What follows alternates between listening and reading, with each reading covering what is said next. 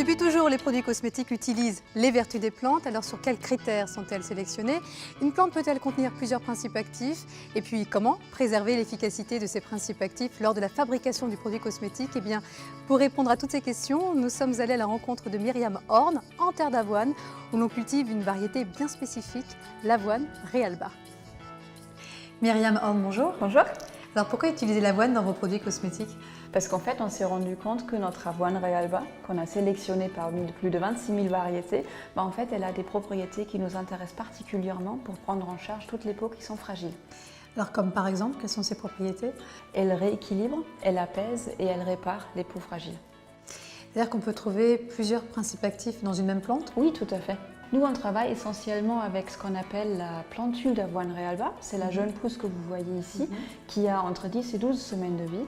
Et on s'est rendu compte que c'est précisément à ce moment-là qu'on trouve donc deux molécules qui sont anti-irritants et apaisants. Et comment réussir à récupérer les principes actifs tout en préservant leur intégrité? Nous avons mis en place un outil en fait, qui nous permet de contrôler systématiquement la teneur en molécules actives à l'intérieur de la plante. Et comme en fait, cette teneur en molécules actives est éphémère, nous avons donc besoin de mesurer quotidiennement sa teneur pour être sûr de ne jamais rater le bon moment pour récolter.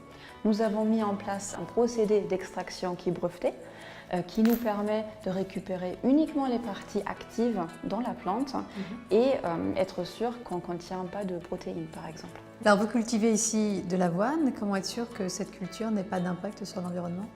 Alors non seulement cette avoine, elle est uniquement utilisée pour des produits dermocosmétiques de la marque Aderma, donc c'est la seule occasion pour cette variété d'avoine. Et en plus, nous la cultivons selon les normes d'agriculture biologique. Ça veut dire sans pesticides, sans fongicides, pas d'OGM non plus. Et on travaille avec le principe de rotation de culture.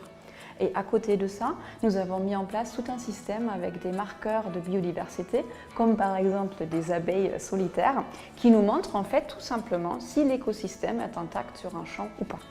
D'accord, donc en gros, plus il y a d'abeilles, moins c'est pollué. Exactement. Merci beaucoup Myriam Horn. Je vous en prie.